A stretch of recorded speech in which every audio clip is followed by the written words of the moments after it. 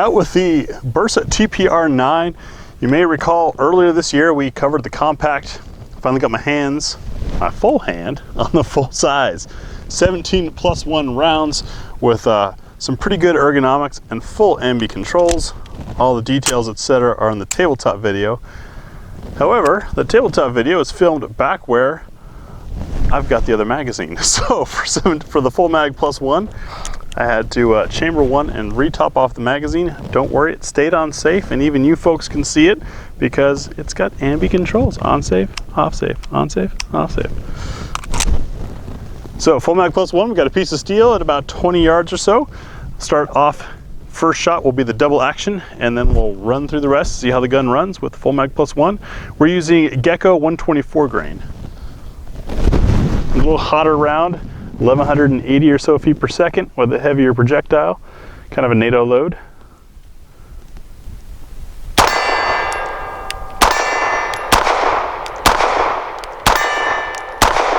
Supposed to be going ding, ding, so when I miss, you folks at home just go ding to save me there.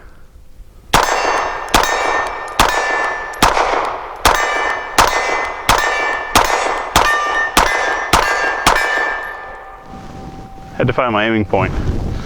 It ran everything of that Gecko 124 grain full metal jacket. Next up is what's for dinner.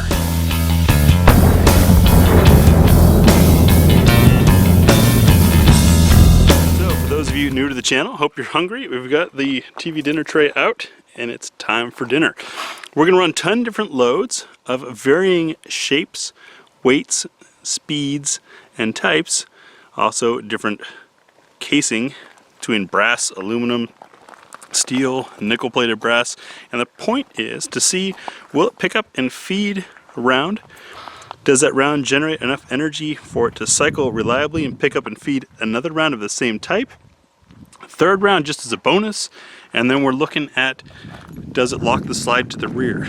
Giving you these angles so you can see just how different these rounds are. Where did our normal go? We're missing one. That's that 108 grain. There he is. Let's get to it.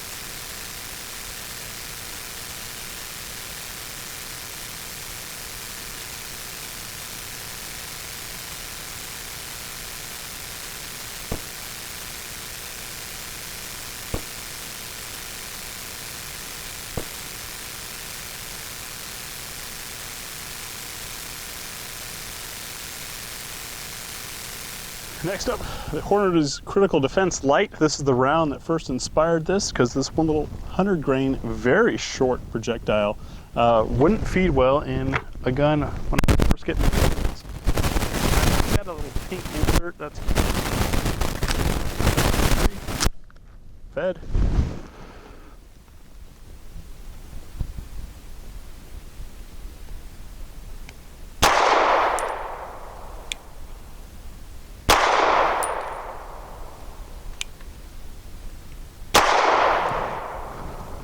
Shot nice and tight, and it locked the slide to the rear.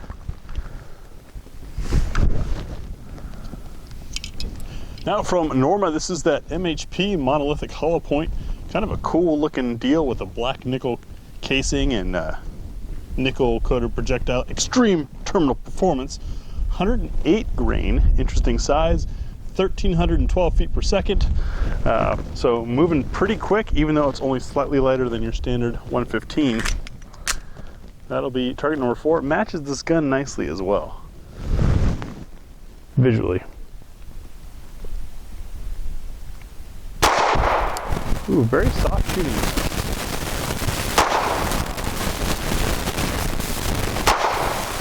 Very comfortable to shoot that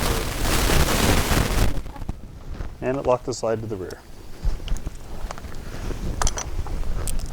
Now we're up into the 115s. This is Blazer aluminum 115 grain full metal jacket. The reason why aluminum is sometimes problematic is it expands and contracts more rapidly than brass does, and sometimes that can cause some sticking in the chamber and some extraction challenges. We'll see how it runs on this target number 5.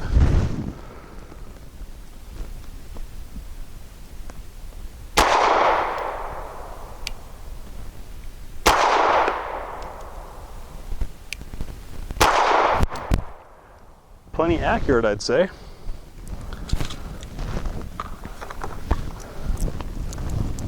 Now we're on to target 6, also 115 grain. We've got Brown Bear.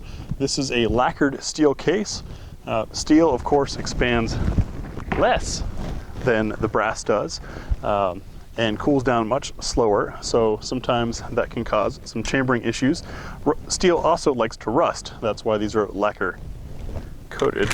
Gives them kind of a cool green military color. And that'll be on target number 6. If you've heard of failures with lacquer cased ammo or lacquer coated ammo, it's generally from firing a whole lot of it and getting a little bit of that lacquer bleeding up and building up places. Woo, this is spicier.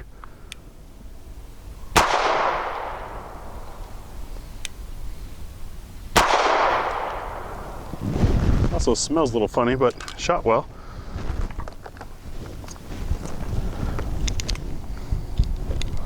Now another load from Norma. This is the 124 grain Hexagon. Got a really cool shape.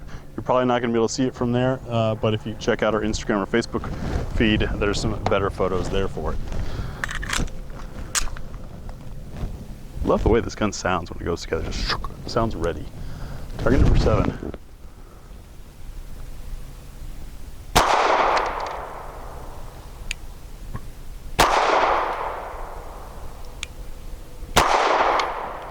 I pulled that third one. Sorry about that, folks. That round had a little more recoil than the previous ones. Now we're moving into heavy for caliber, 140 grain subsonic from SMB. This is a snub-nosed round. I've had some guns not like that. Looks like this won't be one of them. Target number 8.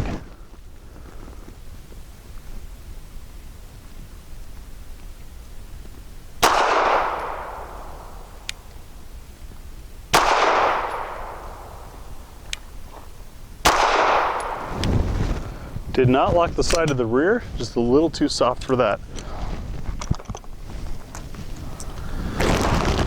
Number 9, Browning's BPT. That is, forget what that stands for, and I don't see it on the box. But 147 grain, this is another snub-nosed, but it does have nickel plating on the casing that helps to increase lubricity and resist corrosion, so you get that silky smooth feeding. See how it shoots on target number 9.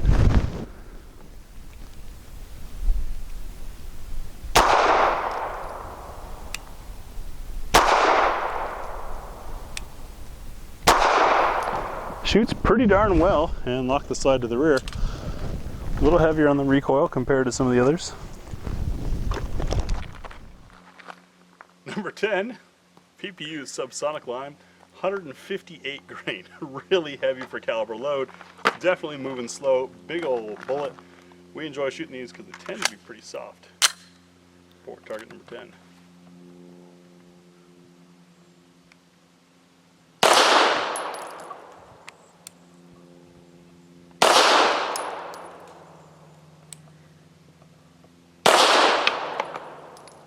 Shot well, locked the slide open.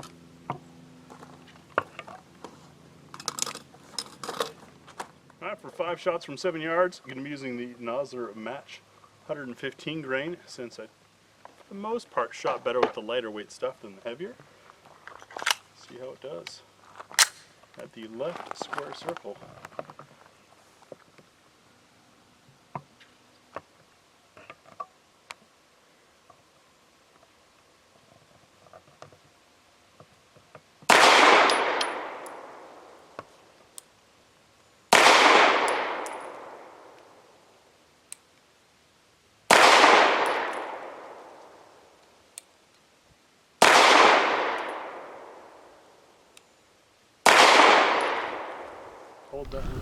So my thoughts on the Bersa TPR9. Well, if you follow the channel any length of time, you know that we've had the TPR9C for a while, and also that's one of my carry guns. 100% reliable. I enjoy the ambi controls, especially since they actually work, unlike some of the competition out there. And so going to the full size, you're getting a longer sight radius. It makes it easier to aim. You're getting more energy out of a longer barrel. You've got a whole hands grip and more rounds. So yeah, I like it. I like it a lot. Considering that this is a metal frame gun, the price is amazing. It's easy to make inexpensive polymer guns because the polymer costs less than making something that's a metal gun like this. So Eagle Imports has done a great job at finding one heck of a value gun out there. I'd be curious to see if there's much aftermarket out there for these. If you were waiting forever for my first shots, it's because for some reason I get to the wall and I think it was going to happen, and it just took a little more weight to get over that ledge than I was expecting. But that's just because the only shots I put out of this gun, aside from 10 or 15 warming up, are the ones you saw here on camera. So you're getting raw first impressions because that's the way we do things here. That slide to frame play that I found on the tabletop apparently doesn't matter, at least not here. Probably because that barrel to slide lockup is so good and solid. But yeah, if you don't have one of these, grab one before they figure out that this should be priced higher.